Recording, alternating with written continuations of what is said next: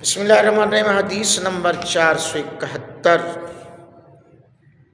اور 472 ان احادیث میں بھی جمعۃ مبارک کے حوالے سے ہی عرض گزار کروں گا کہ جمعے کے دن لوگوں کو پھلانگنا مکروہ ہے، اور جب امام خطبہ دے رہا ہو تو اس وقت احتباء کے طور پر بیٹھنا یہ بھی مکروہ ہے۔ سہل بن معاذ اپنے والد کا یہ بیان نقل کرتے ہیں، نبی اکرم صلی اللہ علیہ وسلم نے ارشاد فرمایا، جو شخص جمعے کے دن لوگوں کی گردنیں پھلانگتا ہے وہ جہنم کے پل کی طرف بڑھتا ہے۔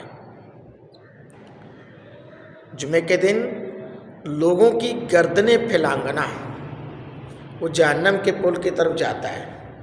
جماعت المبارک کا مجمع ہو یا حلقہ تدریس یا واعظ و نصیحت کی مجلس ہو تو پروگرام کا آغاز ہونے سے قبل دو صورتوں میں آگے بڑھنے کی اجازت ہے۔ نمبر 1، آگے جگہ خالی ہو اور اسے پر کرنا مقصد ہو۔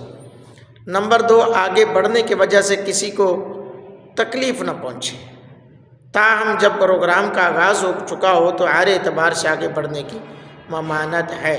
حضور علیہ السلام نے ارشاد فرمایا، جمعہ کے دوران خطبہ جمعہ کے دوران ایک شخص آگے بڑھ رہا تھا تو آپ نے اسے مخاطب ہو کر فرمایا، اجلس فقد اذیت الناس، تم بیٹھ جاؤ، تم نے لوگوں کو تکلیف دی ہے۔ جی ہاں، تو سرکار علیہ الصلوۃ والسلام کی عظمتوں کے قربان جائیں۔ اب احتباء کے طور پر بیٹھنا یعنی اکڑوں بیٹھنا، ایسے کر کے، یہ ایسے کر کے بیٹھنا، یعنی یہ چیز اس کے بارے میں کیا حکم ہے؟ یعنی کہ دو ٹانگیں کھڑی کر کے سرین کے بل بیٹھ جانا، تو اس کے بارے میں کیا حکم ہے؟ سہل بن معاذ اپنے والد کا یہ بیان نقل کرتے ہیں، نبی اکرم صلی اللہ علیہ وسلم نے جمعے کے دن جب امام خطبہ دے رہا ہو اس وقت احتباء کے طور پر بیٹھنے سے منع فرمایا۔ آئیے میں آپ کو احتباء کے حوالے سے بتا دیتا ہوں کہ احتباء کس سے کہتے ہیں۔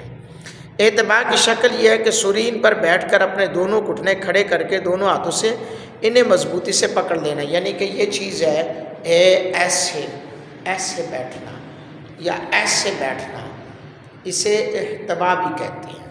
تو انہیں مضبوطی پکڑ، سرین پر بیٹھ کر دونوں گھٹنوں کو کھڑے کر کے اور گھٹنے کے گرد کپڑا باندھ لینا، یہ بھی احتباء ہے۔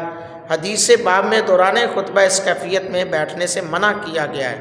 احتباء کی حالت میں بیٹھنے کی علت مقدمۃ النوم ہے، یعنی کہ سونے کا، جس طرح دیوار یا ستون سے ٹیک لگا کر بیٹھنے سے نیند غالب آ جاتی ہے، اسی طرح احتباء کی صورت میں بھی جالب نوم ہے، یعنی دوران خطبہ ان حالتوں میں بیٹھنے سے منع فرمایا گیا ہے۔